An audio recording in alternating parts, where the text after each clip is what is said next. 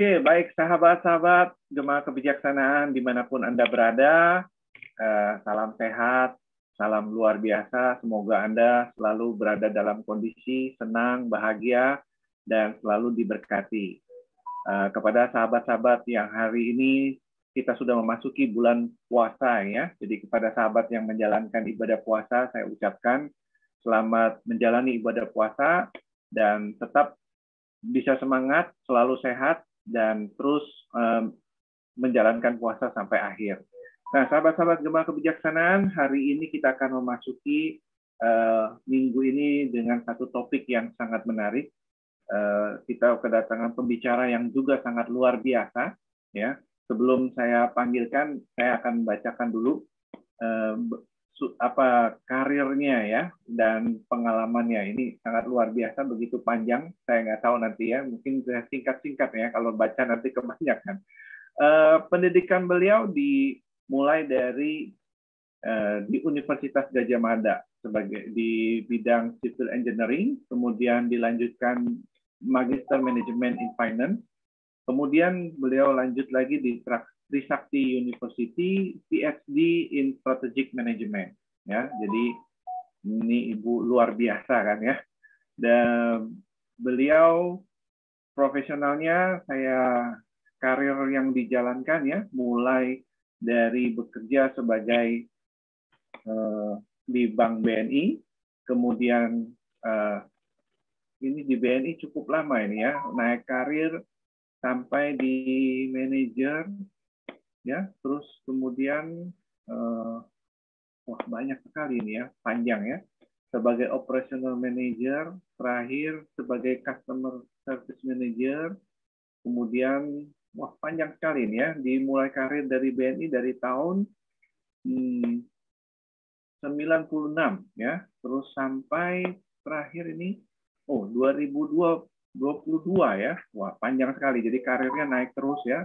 Kemudian beliau masuk di Bank of America, kemudian terus di Bank of America, dan saat ini beliau adalah Executive Director dari Indonesia Payment Association, ya. Dan itulah perjalanan karir yang luar biasa. Saya nggak bacakan kalau trainingnya ini sudah banyak, jadi nanti terlalu banyak yang akan dibahasnya. Kita akan panggil seorang ibu yang luar biasa, Ibu Yanti Pusparini. Halo, selamat malam Ibu. Hari, selamat malam rekan-rekan semua. Senang sekali Ibu bisa berbagi kepada sahabat-sahabat Gema Kebijaksanaan ya. Semoga ini kebaikan Ibu bisa membantu buat banyak orang yang mendengarkan channel ini. Ya, oke, terima kasih Ibu. Oke, baik, kita akan mulai ya Bu. Dalam 1 jam ke depan kita akan berbicara. Mungkin saya sebelum kita bicara kepada topik yang akan Ibu sampaikan, mungkin saya mau dengar dulu nih perjalanan hidup supaya Ibu sudah sampai bisa di posisi puncak karir seperti itu. Kira-kira dulu waktu mulai masih kecil pernah mimpi atau apa Bu? Kira-kira gimana Bu? Terima kasih Pak Hari. Pertama-tama saya ucapkan selamat malam. Assalamualaikum. Salam sehat, salam sejahtera untuk kita semua, untuk sahabat-sahabat Gema Kebijaksanaan. Senang sekali malam ini saya bisa join di sesi bersama Pak Hari. Mungkin message saya sih let's have fun aja, kita bincang-bincang santai. Saya nggak yakin apa yang akan saya sampaikan ini mungkin membawa value, tapi kita sama-sama sharing kan. Jadi dalam hidup memang kalau kita bisa sharing, berbagi, apapun bentuknya, mudah-mudahan membawa manfaat ya Pak Hari ya. Jadi kalau tadi ditanyakan mungkin saya ini asalnya dari kota kecil Pak, di Sumatera. Jadi saya lahir di Kota Bumi, Lampung Utara. Jadi mungkin yang dulu sayup-sayup terdengar ya. Nah, kemudian saya sampai SMA di Bandar Lampung. Kemudian melanjutkan kuliah di Gadjah Mada. Saya anak terakhir dari 6 bersaudara. Kalau zaman dulu anaknya banyak-banyak ya Pak ya. Jadi setengah lusin. Nah, saya itu bersaudara selisihnya setahun 2 tahun gitu. Waktu kecil sih sama ya, anak-anak zaman dulu mungkin agak berbeda pengalaman ya, karena kita relatively belum banyak kena dengan digital di masa itu ya. Jadi hiburan mungkin nonton TV itu semua karena programnya cuma satu ya Pak ya. Dunia Dalam Berita itu andalan, dan ada hari-hari tertentu ayah saya memberi izin untuk boleh nonton misalnya film-film Chips zaman dulu ya. Kalau yang generasi milenial apaan tuh nggak ngerti deh. Film Jadi Unyil berarti masih ikut ya, Bu? iya, jadi filmnya masih zaman dulu apa Hunter ya, Remington Steele, kayaknya udah top banget itu nontonnya ya. Betul, ya. Nah, jadi pada usia saya 10 tahun, ayah saya meninggal dunia, Pak. Jadi saya berenam saudara dibesarkan oleh ibu. Beliau meninggal di usia 81 tahun ya, mungkin sekitar beberapa tahun yang lalu. Nah, itu menurut saya beliau merupakan sumber inspirasi kami juga karena perjuangannya untuk membesarkan saya dan kakak-kakak saya. Kalau ditanya mimpinya apa waktu kecil dari anak di kota kecil ya Pak, saya senang tuh ikut apapun lomba yang bisa membawa saya keluar dari Lampung, intinya gitu. Jadi sejak kecil saya senang ikut perlombaan karena biasanya dibawa ke Jakarta Pak, mewakili sekolah, mewakili. Jadi dari kecil cita-citanya pengen jalan-jalan gratis saya Pak. Oh gitu ya. Jadi saya ikut sejak SMP itu mewakili Provinsi Lampung. Macam-macam Pak. Kadang-kadang aneh sih, saya kalau SMP itu mewakili Lampung untuk pelajar teladan. Saya senang karena bisa diundang ke istana. Waktu itu kan anak-anak ya mungkin bayangannya pengen ke Jakarta. Kemudian SMA saya juga kembali mewakili Provinsi Lampung. Dan anehnya waktu SMA itu saya sebetulnya ngambil jurusan eksakta ya, fisika. Tapi kalau ada lomba apa bisa terpilih mewakili katakanlah lomba P4 ya, zaman itu ada lomba P4 gitu. Itu kan sebetulnya apalan dan bukan jatahnya anak fisika tuh ya. Betul. Tapi saya ikut seleksi gitu, atau lomba koperasi misalnya. Saya diseleksi melawan anak-anak SOS misalnya gitu. Sepanjang lolos gitu bisa jalan-jalan, melihat Monas, itu udah senang Pak. Berarti udah dari kecil Ibu sudah pintar lah ya, gitu ya. Saya spiritnya sih memang oke, kita bisa, maksudnya dari kota kecil gitu kan, untuk bersaing itu jangan takut lah gitu, jangan kalah di depan, bahwa kita juga bisa, intinya sih itu aja. Dan mesti ada reward ya, itu yang menyenangkan. Oke, baik. Jadi ini perjalanan memang dari kecil sudah luar biasa, makanya bibitnya sudah unggul ya kalau orang bilang gitu ya Bu ya. Enggak juga Pak, mungkin karena keinginan tadi loh Pak, saya ingin ke Jakarta, saya ingin bertemu dengan teman-teman dari provinsi lain gitu kan. Kalau ikut lomba itu di karantina tuh Pak, bisa 2 minggu, dan alhamdulillah sampai dengan saat ini masih bersahabat tuh Pak dengan teman-teman. Ada yang sudah pakai paspor. Teman dulu masih mewakili Provinsi Timur Timur, sekarang sudah kewarganegaraan Timur Timur. Oke, iya betul.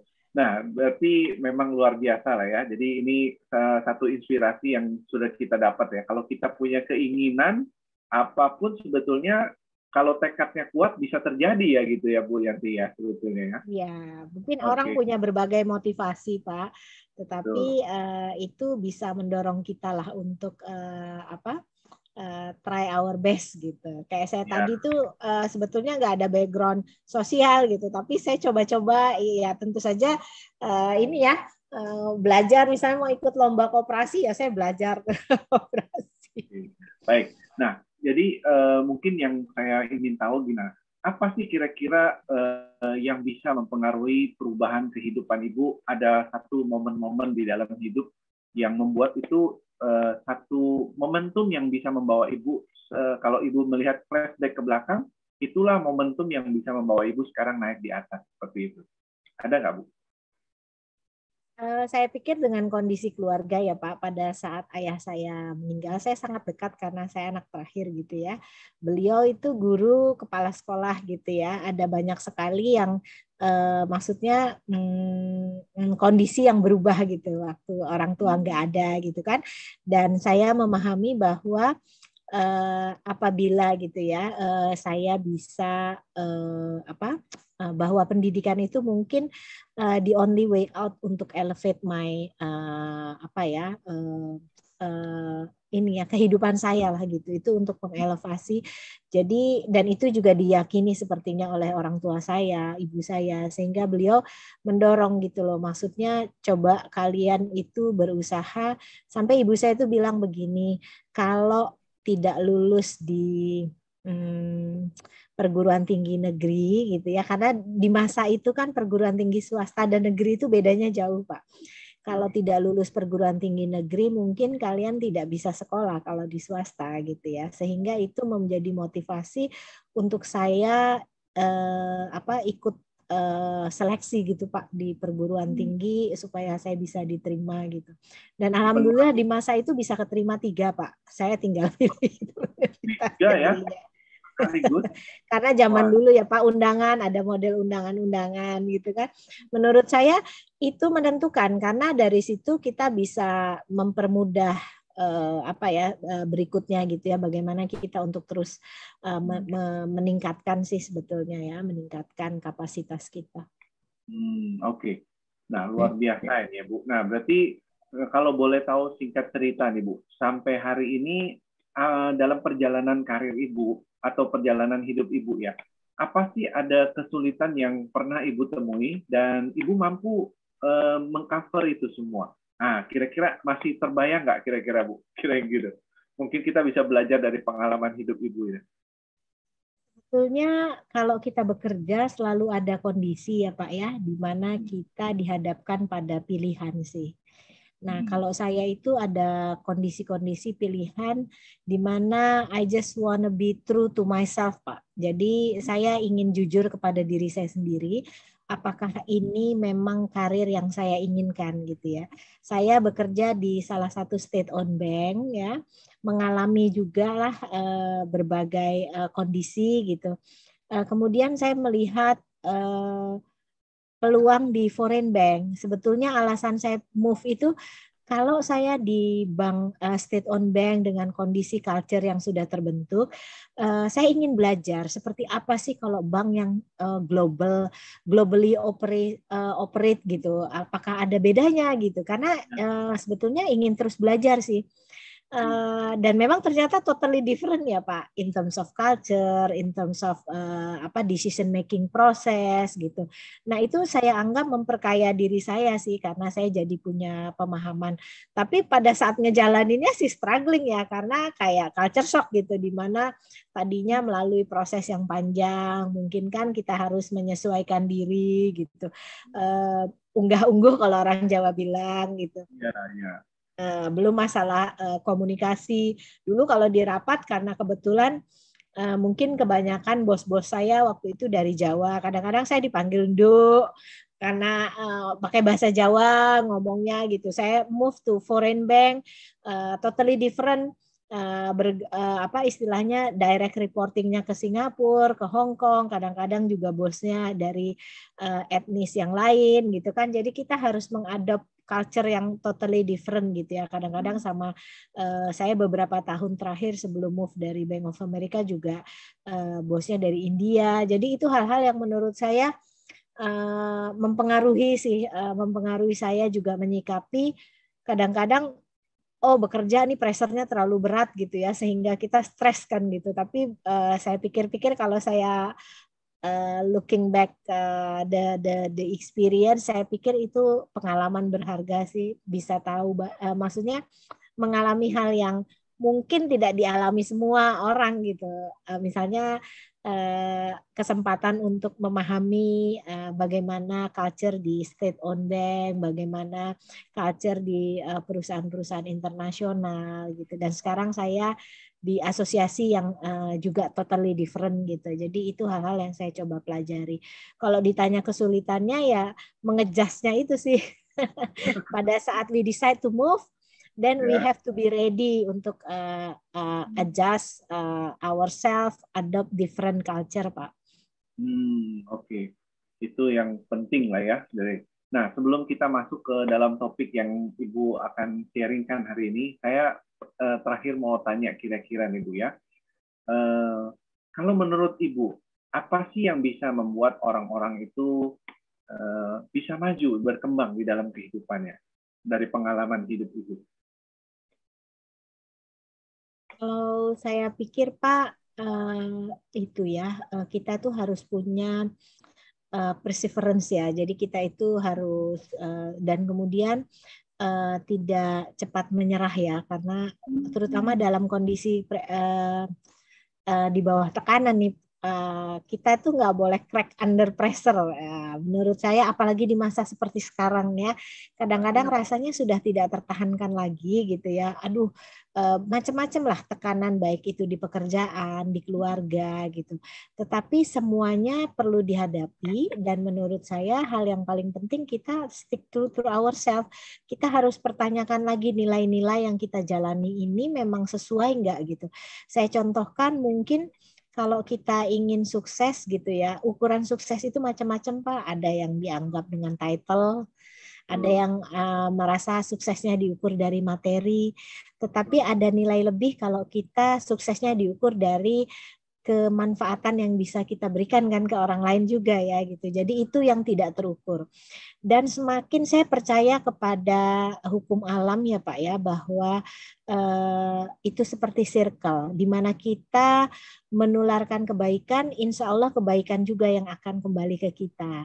Jadi ada periodenya saya merasa bahwa maybe it's time for me, it is a payback period for me, karena I receive so many things gitu ya. Jadi kita, salah satu format kita sebagai makhluk yang selalu bersyukur, grateful, itu adalah dengan payback periodnya, kita memberikan kembali kontribusi apa yang bisa kita berikan kan gitu. Nah itu akan terus jadi semacam terakumulasi lah saya bilang.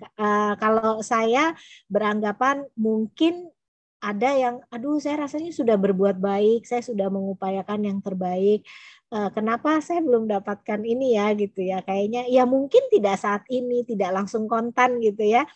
Mungkin kebaikan, kalau saya yakini mungkin kebaikan itu akan diterima oleh anak saya atau generasi seterusnya gitu, sehingga saya percaya itu menjadi circle yang suatu saat pasti akan kembali. Dan sebaliknya kalau kita suka nyusahin orang gitu, mempersulit yang sebetulnya tidak sulit, yang mudah gitu, one day it will hit us back lah gitu, sehingga pada sebelum melakukan sesuatu lebih baik kita pertimbangkan. Dan kunci kesuksesan adalah menurut saya keteguhan dan bagaimana kita selalu bisa persistence itulah, di tengah kondisi yang even mungkin kita anggap sulit, tapi kalau kita tetap dan stay to true ourselves ya. Jadi kalau saya, aduh nggak cocok ya unggah-ungguh misalnya sama bos pinginnya begitu hanya karena kita ingin membuat bapak senang gitu kan, tapi it is not exactly what I need, what I really wanna do gitu kan. Dan menurut saya itu kita nggak stay to true ourselves, to our values. Nah itu yang in the long run nggak akan memberikan kesuksesan Pak. Ya, luar biasa nih, luar biasa. Nilai-nilai kebijaksanaannya sudah tinggi nih Bu Yanti ya. Saya rasa itu universal sih Pak, semua sudah tahu. Banyak orang kan sudah tahu, tapi belum tentu mereka bisa menerapkan gitu Bu Yanti ya. Ya itu kembali betul. Mungkin dimulai dari yang kecil saja Pak. Sometimes baby step itu menjadi awal gitu untuk menjadi giant step. Jadi nggak usah nunggu giant step dulu. Why don't you start with baby step first gitu? Karena baby step juga could become giant step someday gitu. Luar biasa. Oke, baik. Nah, sebelum Ibu masuk ke dalam materi yang Ibu sharing, itu apa yang Ibu mau cerita tentang teknologi? Kok bisa Ibu berkecimpung di bidang teknologi nih? Kalau lihat dari pendidikannya kan, Ibu nih civil engineering, terus kemudian di ini ya, di strategic management ya, managerial management di finance, kemudian strategic management PhD-nya, Bu. Kok bisa masuknya ke teknologi, nih, Bu? Saya itu waktu join di State Owned Bank itu saya kan dapat scholarship Pak untuk melanjutkan master itu saya dibayarin lah gitu ya. Jadi dengan background civil engineering waktu itu masuk di State Owned Bank setelah selesai pendidikan di divisi teknologi informasi. Itu mungkin ada 7 tahun saya di sana Pak. Jadi mulai zaman itu mungkin teknologinya masih ATM yang paling ini ya, terus bayar billing payment lewat ATM, belum ada tuh mobile banking, internet banking belum masuk di zaman itu. Mesin-mesinnya itu yang masih segede lemari Pak, satu lantai itu isinya mesin semua, server belum ada itu cloud teknologi. Nah itu mungkin fondasi awalnya ya. Tapi kalau ditanya passionnya, terus terang saya merasa bahwa untuk negara dengan penduduk sebesar Indonesia, kemudian dengan wilayah geografis seperti Indonesia yang kepulauan gitu, teknologi itu menjadi peluang Pak untuk kita, di mana banyak sekali hal yang bisa kita manfaatkan dengan menggunakan teknologi, dan karena sekarang saya itu di sistem pembayaran, saya melihat bahwa potensi itu akan sangat besar yang tentunya nanti akan kalau dimanfaatkan dan dikelola dengan benar itu bisa meningkatkan, memberi peluang usaha, memberi peluang kehidupan lah kepada banyak orang. Jadi digital itu sudah teknologi gitu ya, teknologi digital itu memang menjadi motor penggerak Pak untuk ekonomi ke depan menurut saya. Sehingga satu hal yang harus kita manfaatkan gitu. Jangan sampai Indonesia cuma jadi pasar dari perusahaan-perusahaan teknologi luar, dan bagaimana Indonesia bisa memanfaatkan teknologi itu untuk meningkatkan ya aksesibilitas gitu kan. Kalau dulu orang untuk menikmati layanan keuangan gitu Pak harus nunggu cabang BRI di kecamatan, di kabupaten gitu kan. Itu udah nggak zamannya lagi Pak. Jadi kendala-kendala jarak, kendala-kendala fisik untuk bisa melayani, istilahnya literasi dan inklusi keuangan itu banyak dibantu oleh teknologi Pak. Oke. Baik, kalau gitu Ibu bisa sharing mungkin materi biar bisa teman-teman, sahabat ini bisa tahu lebih lengkap lagi, jelas gitu ya. Apa nih perkembangan, barangkali ada sisi nanti peluang, mungkin peluang bisnis yang bisa digarap dari teknologi yang Ibu sampaikan gitu. Oke, silakan Bu. Saya coba share dulu ya Pak. Ya, baik, terima kasih. Sudah terlihat Pak Hari? Sudah, tinggal dibesarkan aja Bu. Baik.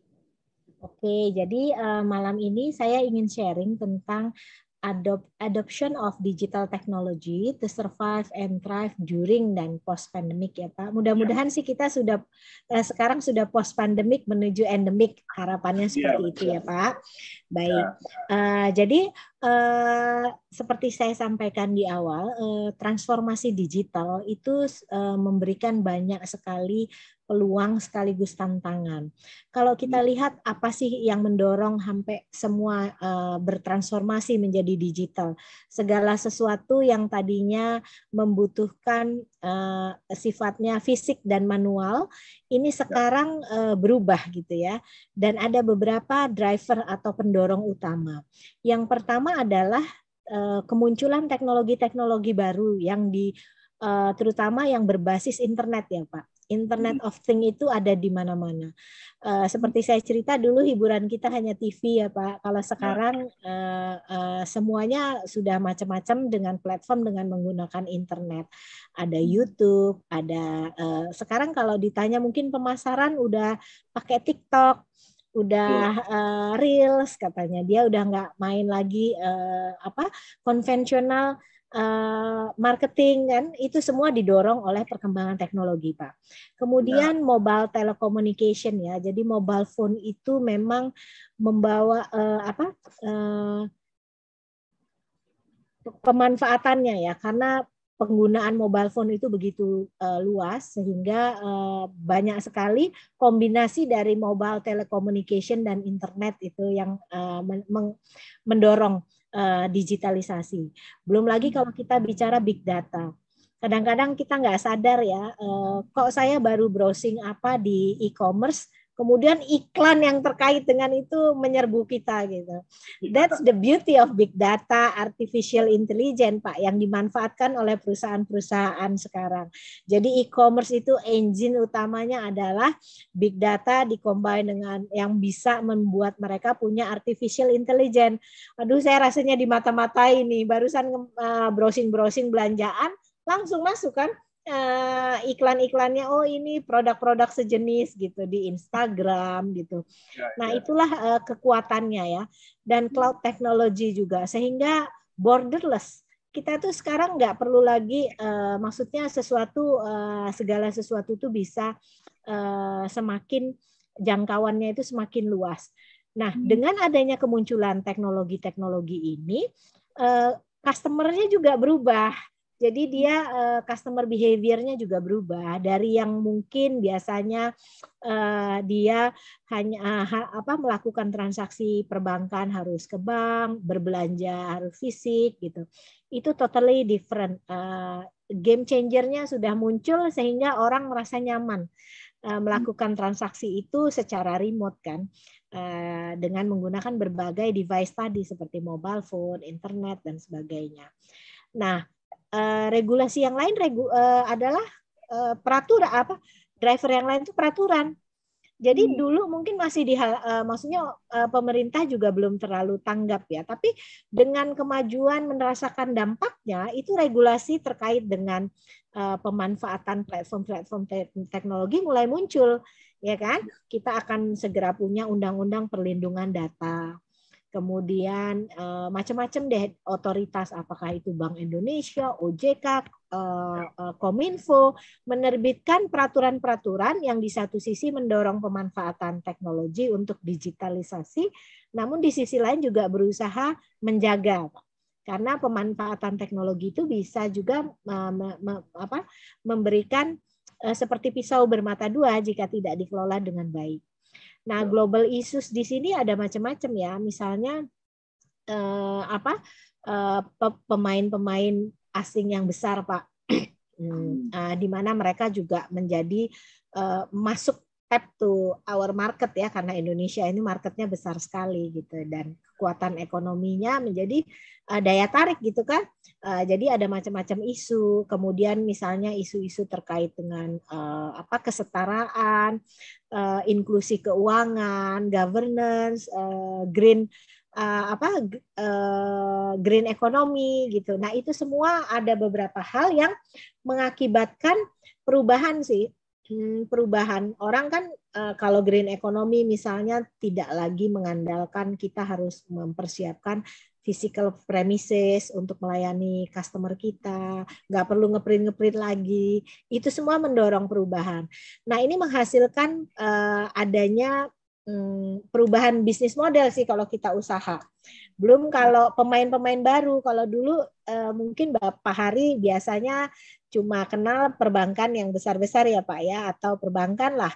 Dalam 5 tahun terakhir fintech banyak banget kan, namanya lucu-lucu gitu. Nah ini pemain-pemain baru.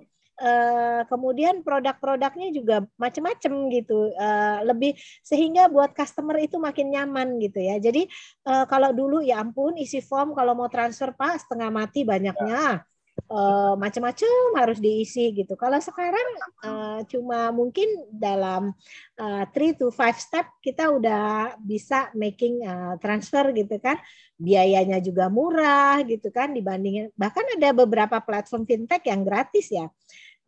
Misalnya Flip atau apalah, saya nggak sebut merek, tapi sudah yang benar-benar gratis gitu kan. Pemerintah juga, Bank Indonesia barusan ini menerbitkan sistem transfer baru namanya BI Fast. Oh iya betul. Tadinya kita cuma 6.000, dulu harus bayar 6.500, sekarang 2.500, cepat. Nanti bisa pakai proxy Pak, jadi nggak perlu ngingetin nomor rekening, cukup pakai nomor HP bisa transfer gitu kan. Nah itu luar biasa menurut saya. Inilah yang dimungkinkan gitu kan, ujung-ujungnya customer mendapatkan experience yang baru. Jadi wider market gitu, financial inclusion dengan kemajuan teknologi ini, masyarakat di pedesaan di mana itu bisa dijangkau lah. Walaupun nggak ada kantor bank, nggak ada kantor fintech, mereka tetap bisa dapat layanan keuangan. Contohnya apa? Bantuan langsung itu, Pak Hari ya, kalau sebelumnya itu kan harus maksudnya ngantri sampai antrian panjang, ada yang pingsan dan sebagainya gitu. Ya, sekarang dengan kris yang QR code itu kita sudah kembangkan dengan QR code sehingga identifikasi pemilik itu bisa memakai kris nantinya, sehingga orang tidak perlu lagi buka rekening bank, itu nggak perlu, tetapi cukup menggunakan kris sebagai alat untuk mendapatkan untuk menerima gitu bantuan, dan itu nanti dikoordinasikan dengan kementerian terkait yang memberikan bantuan. Jadi udah digital, nggak pakai lagi ngantri-ngantri lah di kantor bank sampai desek-desekan, pegawai banknya kasihan, yang orangnya juga tetap masa harus datang gitu kan. Ini udah lebih sederhana, dia tinggal nanti bisa tarik tunai di ATM mengandalkan teknologi.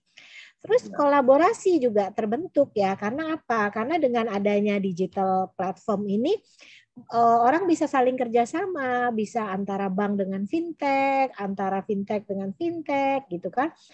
Dan manfaat yang paling utama sih better customer experience. Kita sebagai customer tuh mulai dimanjakan sih sekarang ya. Ibu-ibu aduh lincah banget kalau belanja online. Karena apa? Platformnya itu makin mudah, makin menyenangkan gitu, nggak usah macet, nggak usah parkir, e-commerce banyak, dan dia langsung connect ke sistem pembayaran, pakai uang elektronik di belakangnya, ya. Jadi itulah keunggulan digital. Nah, manfaat utama kenapa ada digital transformation khususnya di sistem pembayaran itu udah jelas. Yang pertama itu lebih murah ya. Jadi mengelola kas itu mahal Pak Hari. Kalau di total itu pengelolaan kas itu mungkin hanya untuk contohnya ya, pedagang harus kumpulin uang tunai, dihitung, dibawa ke bank, bank nanti ngumpulin lagi, ngitung, ngupah orang lagi untuk ngitung dan sebagainya. Belum dari sisi keamanannya, belum dari sisi uang palsunya, belum kalau sisi nanti kecopetan ya, itu macam-macam lah. Nah, dengan digital ini, satu dia efisien ya, yang kedua dia juga relatively aman, tercatat, nggak perlu ingat-ingat, aduh slip setoran saya ada di mana, ada semua tercatat gitu kan, misalnya di handphone kita. Tapi di satu sisi juga, jadi uang kas, pengelolaan uang kas itu secara luas gitu. Itu kalau berubah ke digital itu efeknya sampai mungkin saya agak lupa angkanya, tapi 1.5% of our GDP Pak, kalau kita bisa mengalihkan dari transaksi tunai ke non tunai sebanyak 5%, sehingga peredaran uang tunai itu berkurang ya. Jadi intinya kita memigrasi. Orang nggak perlu lagi bawa dompet tebel-tebel gitu ya, cukup dengan mobile phone atau kartu dia bisa bertransaksi. Ya. Nah, namun di sisi lain digitalisasi itu juga memberikan tantangan. Contohnya apa tadi? Monopoli, oligopoli, ada player-player tertentu yang terutama menguasai data, Pak. Itu cenderung dia jadi pemain unggul dan memonopoli, atau hanya beberapa pemain aja di market. Akibatnya apa kalau mereka monopoli? Mereka itu bisa mengendalikan pasar kan. Jadi istilahnya mereka bisa menentukan pricing, bisa mempengaruhi stabilitas ekonomi secara lebih luas. Dan yang paling kita takutkan adalah penguasaan data ya. Kalau pemain-pemainnya ini memang hanya itu aja ya, jadi terpusat. Ada isu misalnya cyber security, kemudian data dan customer protection. Tahu-tahu kita nomor HP kita udah kemana-mana aja, sehingga kita menerima macam-macam WA, SMS, email gitu kan, karena tidak ada proteksi terhadap data pribadi kita. Dan yang terakhir nih saya masukin money laundering Pak, nggak kadang-kadang karena semuanya digital gitu kan, sampai muncul tuh kemarin ada Crazy Rich barulah atau Sultan-Sultan misalnya gitu ya. Kita kadang-kadang nggak tahu juga dan ada peluang kan bisnisnya dari mana, sesuatu yang mungkin menggunakan kemampuan digital bukan untuk tujuan-tujuan yang benar gitu. Sehingga ini hal-hal yang merupakan challenges yang harus kita antisipasi bersama. Nah, kemudian saya lanjut Pak Hari, ini di slide berikutnya, ini impact COVID ke Indonesia ekonomi kita ya.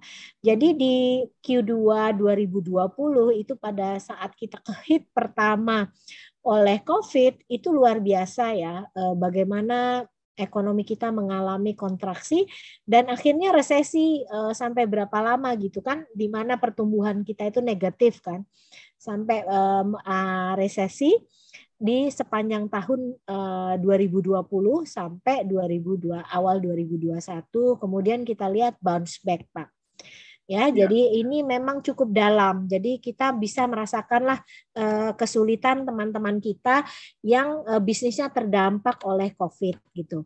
Nah, dari sini saya sebetulnya ingin menyampaikan bahwa ini kita sebetulnya sudah bounce back ya. Jadi kita lihat ekonomi kita sudah mulai tumbuh 3,69% di tahun 2021. Bahkan di triwulan 4-nya itu sudah ke angkanya sudah ke angka yang normal nih di atas 5 tipis kan ya, dan ini merupakan satu hal yang positif. Namun pertanyaannya ini kayak G20 nih slogannya, how can we recover together, recover stronger. Nah, jawabannya saya bilang tadi, digital itu adalah salah satu yang tools kita untuk kita bisa recover. Karena kalau kita mengandalkan kekuatan-kekuatan yang konvensional itu nggak kekejar gitu ya.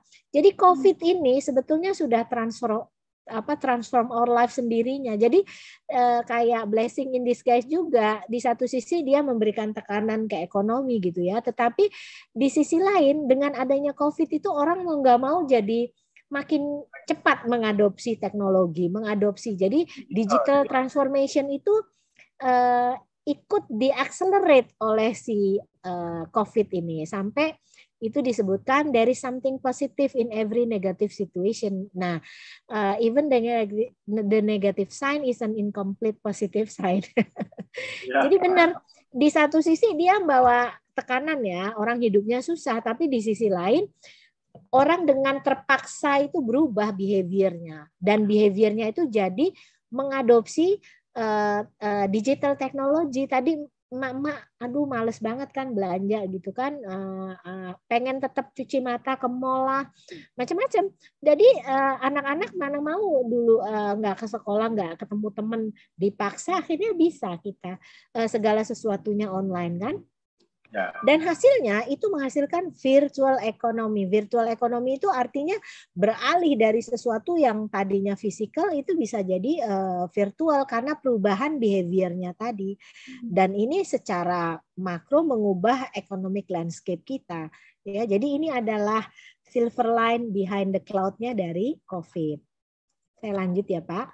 Nah ini kan tren yang kita jadi familiar sekarang, online shopping, logistik sistem kita itu jadi luar biasa loh. Dibandingin era sebelum COVID kan, sekarang perusahaan-perusahaan kurir yang mungkin memberi penghidupan ke jutaan orang itu juga berkembang gitu. Dengan logistik sistemnya yang robust. Kemudian payment yang serba digital, nggak ada kontak antara penjual pembeli, remote working, distance learning, online entertainment, coba Netflix, itu sangat pesat perkembangannya. Spotify luar biasa kan, terutama di masa setelah COVID kan. Telehealth ini satu lagi ya. Kebetulan saya kan 2 minggu lalu itu terpapar positif gitu ya. Itu benar-benar support dari telehealth di mana saya diskedulkan dengan beberapa dokter melalui platform-platform online, dan juga rumah sakit itu bertransformasi Pak. Dokter-dokter konsult itu dengan virtual online dengan saya, termasuk hasil lab dibacakan itu udah berubah. Kita benar-benar berubah. Di satu sisi karena saya sekarang di Asosiasi Sistem Pembayaran, kita lihat banyak sekali sudah mengadopsi ini teknologi yang menurut saya salah satu yang sangat pesat tumbuh di Indonesia, KRIS ya, QR code. Kalau yang belum tahu, jadi kalau zaman sebelum adanya KRIS ini adalah standar QR-nya Indonesia. QR tuh Quick Response Code itu loh, yang bentuknya seperti bar itu ya. Kalau sebelum ada KRIS, itu masing-masing bank, masing-masing fintech itu nerbitin satu-satu. Banyak. Setelah ada KRIS, ini satu logo KRIS ini mau di belakangnya pakai rekening bank manapun, fintech manapun, uang elektronik manapun, tetap satu ini aja. Jadi di merchant tuh nggak ada lagi yang kayak KRIS-nya banyak-banyak gitu. Karena apa? Begitu satu logo KRIS, ada logo KRIS, itu artinya satu berlaku untuk semua. Dan ini terbukti selama masa pandemi, dia memberikan jawaban ya. Kita lihat nih, pertumbuhannya 201% dari sisi volume transaksinya. Jumlahnya dari 124 juta transaksi di tahun 2020, kemudian di 2021 naik ke 374 juta. Salesnya juga naik. Jumlah merchant, artinya pedagang yang pakai KRIS, itu pada saat awal diluncurkan, itu di tahun 2020 itu cuma 1,2 juta. Di akhir tahun 2021 itu sudah hampir 15 juta. Dan yang menarik itu hampir pengguna pedagang yang pakai KRIS itu adalah perusahaan merchant-merchant usaha kecil, Pak, usaha mikro, UMI. Artinya pedagang-pedagang kecil. Kenapa mereka pakai KRIS? Karena mudah ya. Cukup pasang stikernya aja, nggak perlu EDC, kan mahal kalau EDC. KRIS dikasih sama si penyedianya, misalnya KRIS-nya GoPay, KRIS-nya OVO, satu. Cukup pasang satu stiker, orang mau bayar pakai GoPay boleh, mau pakai OVO boleh, mau pakai Dana boleh, mau pakai kartu debit BCA boleh, kartu debit BNI boleh, mau pakai Mandiri boleh, silahkan. Mempermudah kan, sehingga mereka bisa menerima lebih banyak transaksi. Buat customer juga praktis kan, nggak usah, terutama uang kecil-kecil ya, belanja lagi zaman COVID, aduh ngeri deh uang letak-letak gitu. Pakai KRIS aja tinggal scan code-nya itu selesai. Dan merchant-merchant bisa langsung monitor hasilnya, pembayarannya masuk atau tidak gitu kan, itu langsung kelihatan. Ya. Jadi ini pertumbuhannya yang luar biasa. Nah, ini adalah tumbuh luar biasa kenapa? Uang elektronik. Saya yang sebelah kiri ini uang elektroniknya. Yang sebelah kanan itu platform-platform e-commerce. E-commerce-nya tumbuh besar sehingga penggunaan elektronik money itu juga luar biasa tumbuh. Dan termasuk untuk jalan tol. Bayar jalan tol kan sudah dipaksa untuk digital. Nggak terima lagi pakai uang tunai. Dan ini ada bocoran sedikit, Pak.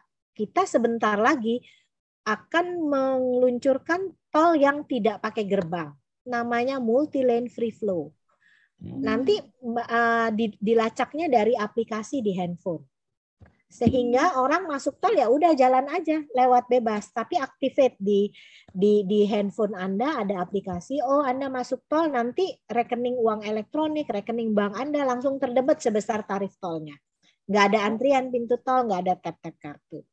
Ya, jadi bagaimana transformasi digital itu sudah masuk ke sendi-sendi kehidupan kita sehari-hari. Nah, ini kalau kita lihat uang elektronik, dia juga tumbuh sangat pesat, terutama karena mendukung pembayaran e-commerce dan melalui KRIS tadi. Ya. Jadi quick one saya cepat aja ya Pak. Ini saya ingin menunjukkan bahwa transformasi digital khususnya di sistem pembayaran itu selama pandemi COVID itu tumbuh sangat pesat. Termasuk ini ada juga non-bank fund transfer.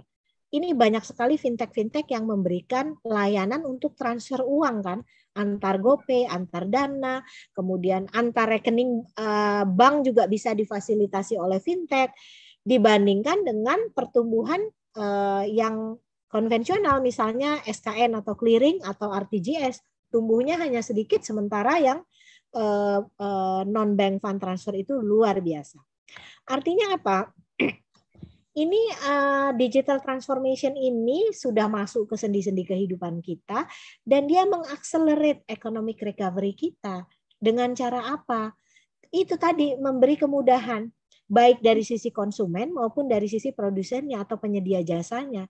Dan kalau kita lihat penduduk Indonesia yang sudah memiliki akses ke internet, ke mobile phone, kemudian dari sisi demografinya juga mereka cenderung melek teknologi ya. Bahkan menurut saya sejak COVID, generasi-generasi yang lebih tua pun itu mulai terpaksa gitu kan untuk mengadop solusi-solusi digital ini. Ya, jadi merupakan favorable momentum untuk mengakselerasi digital transformation. Kalau nggak pakai digital, kita tuh bisa ketinggalan lah gitu. Saya contohin karena saya keluarga saya masih ada di Lampung. Dulu kan ke Lampung harus ngantri di loket, bayar pakai uang. Sekarang kan pakai aplikasi Freezy ya, Freezy ya. Nah, pokoknya aplikasi kan sudah bisa di-booking dengan gampangnya kita booking, bayar ininya juga nanti sampai pelabuhan kita tinggal masuk, luar biasa. Demikian juga untuk jadi transportasi merupakan kalau lihat di Transjakarta, kemudian Pemda DKI punya Jaklingko, itu semua merupakan bentuk-bentuk transformasi digital. Belum lagi kalau kita bicara pemerintahan daerah ya, bayar pajak semua sekarang sudah digital, kirim laporan pajak juga sudah digital. Jadi itulah hal-hal yang kita rasakan manfaatnya dan dia menjadi enabler untuk economic recovery secara lebih luas. Itu tadi manfaatnya dari digital transformasi ya. Jadi dari sisi masyarakat, konsumen, pedagang, dia tinggal daftar aja jadi merchant dengan mudah, nggak usah beli edisi segala macam kan, bisa menerima pembayaran. Nah ini tentu saja dengan adanya digital transformation ini mengadres gap financial inclusion versus financial literacy. Maksudnya apa ini? Customer maupun pedagangnya itu sudah tahu, udah menggunakan nih produk-produk digital, tapi mereka belum sepenuhnya memahami pertama fiturnya, kedua resikonya, sehingga muncul tuh yang ada dibohongin, social engineering, kebanyakan sih social engineering. OTP-nya berapa Bu? Nanti saya bantu. PIN Ibu berapa? Itu karena literasinya kurang ya, jadi kurang paham. Nah ini merupakan isu key challenges, salah satu key challenges yang menurut saya penting sekali untuk diadres oleh para stakeholders-nya ya, di kita pemerintah, kemudian penyedia jasanya. Yang kedua itu improve interoperability dan interconnectivity. Ini maksudnya apa Pak Hari? Kita itu terbiasa, rekeningnya Bapak pakainya GoPay ya, saya bisanya KRIS cuma terima Dana. Dia nggak paham bahwa sebetulnya kalau KRIS bisa terima semuanya. Sama kayak kita pakai kartu debit gitu kan. Kartu BCA ya nggak bisa, cuma bisa belanjanya pakai kartu Mandiri atau bank BUMN katanya. Padahal kalau udah ada mesin edisinya, itu kartu debit itu punya ada logo GPN, Gerbang Pembayaran Nasional. Itu semuanya sudah interconnected, artinya bisa saling ngomong, nggak perlu, dan itu ekonomi membuat efisien juga gitu kan. Ngapain masang edisi sampai 5, edisi sampai 4 gitu kan. Interoperability dan interconnectivity itu sudah dibangun platformnya di Indonesia. Manfaatkan, harus diimplementasikan secara lebih luas. KRIS sudah bisa semua, di belakangnya apa aja, nggak usah nanya deh bank mana. Zaman sekarang tuh kalau ada yang masih Ibu imaninya uang elektroniknya dari bank mana? Aduh itu udah ketinggalan zaman. Ya, nah ini perlu dikampanyekan gitu, edukasi, karena udah susah-susah dibangun platformnya supaya bank A, bank B, fintech A, fintech B semuanya bisa jadi satu, tetapi tidak dikomunikasikan dengan benar dan kampanyenya kurang gitu ya. Nah, yang kedua itu kita masih terfokus di Jawa kalau ngomong digital itu. Merchant-merchant itu masih numpuk di Jawa yang udah dikonversi ke digital. Bagaimana caranya supaya kita bisa tap ke luar Jawa, termasuk kolaborasi dengan Pemda-Pemda. Jangan ketinggalan deh, kalau Bali sih udah banyak ya, tapi misalnya di Sulawesi, Kalimantan, atau di kota-kota kecil, ya salah satunya mungkin karena keterbatasan infrastruktur juga ya, mungkin internetnya kurang bagus, atau macam-macam sehingga atau orangnya juga memang belum kampanyenya belum serame di Jawa misalnya. Nah, ini merupakan salah satu PR juga. Kemudian digital talent shortage. Nah, ini buat teman-teman yang belum punya kerjaan atau masih dalam proses pendidikan. Digital is our future. Jangan ragu-ragu untuk belajar. Karena sebetulnya ada beberapa keahlian yang dibutuhkan di mana Indonesia itu masih kurang digital talent, di mana universitas itu perlu menekankan supaya kurikulum-kurikulum di sekolah itu, di universitas itu lebih menekankan ke digital. Jadi talent kita bisa cukup gitu ya. Nah, kemudian yang tidak kalah penting bisnis modelnya. Jadi dari sisi harga, udah digital kok mahal. Kemudian atau udah digital kok masih minta ini itu, minta Bu udah di daftar buka rekening otomatis. Tapi nanti dikirim ini lewat rumah masih harus pakai tanda tangan surat. Come on, bisnis modelnya harus menyesuaikan. Jangan sudah digital tapi terus masih minta kertas lah macam-macam, tanda tangan basah macam-macam ya. Nah, yang tadi saya sudah singgung, cyber attack, data privacy dan protection ini kaitannya yang nomor satu. Kalau orang nggak paham, dia jadi gampang dibohongin, gampang datanya dimanfaatkan untuk oleh fraudster. Makanya ini merupakan hal yang saling terkait dan menjadi PR kita bersama. Nah, ini demografi kita nih Pak Hari. Jadi teman-teman sebetulnya Indonesia itu pasarnya besar. Kita punya 275 juta penduduk. Semuanya mau makan, semuanya mau pendidikan, ya kan? Nah, itu bagaimana bisa digarap, bagaimana supaya kita bisa menyediakan layanan yang dimanfaatkan oleh market di Indonesia daripada oleh perusahaan-perusahaan asing yang memanfaatkan pasar di Indonesia. Nah, lihat nih data ini saya baru keluar dari Aftek member survei tahun 2022, baru diluncurkan minggu lalu datanya. Banyak 20% tuh orang Indonesia ngabisin waktu di internet. Kemudian ada juga nih lama kan? Ada juga nih bidang-bidang keahlian yang sebetulnya dibutuhkan untuk industri digital. Jadi pengembangan produk, pengembangan bisnis, pemasaran, dan perusahaan ini data perusahaan-perusahaan fintech mereka masih rencana walaupun ya despite pandemic mereka tetap ada rencana untuk merekrut tenaga kerja di tahun-tahun ke depan. Jadi mungkin itu yang bisa saya share Pak Hari. Wah, luar biasa. Nah, jadi kalau lihat begini, perkembangan ke depan harusnya orang-orang yang misalkan mau sekolah dengan teknologi nggak ada alasan lagi untuk tidak sekolah sebetulnya ya, Bu. Oh iya, betul. Dan ada banyak keilmuan yang memang mendukung ya, karena digital teknologi ini akan terus berkembang, Pak.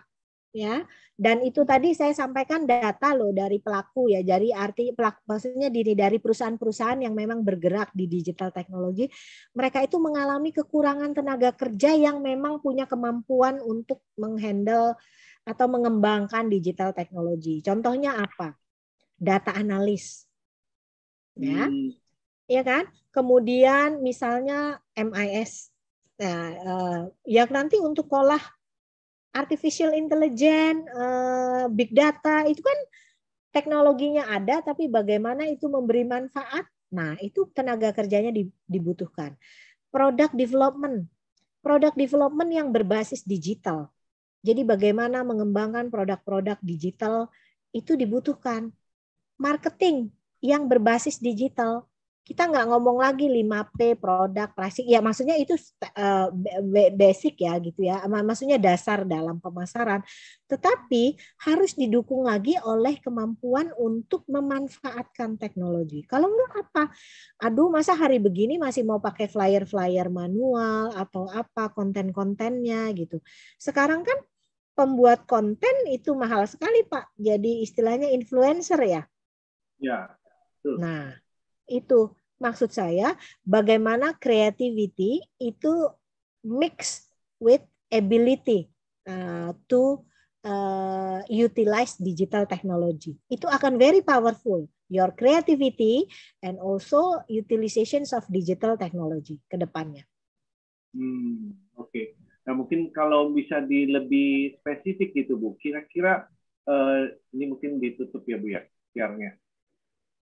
Di bidang apa fokusnya, Bu, untuk di bidang teknologi ini, Bu?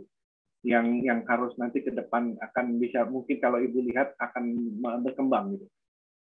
Banyak ya Pak, semuanya itu menurut saya tetap akan saya contohin tadi kan, seperti pengolahan data, artificial intelligence, data analis itu akan sangat dibutuhkan.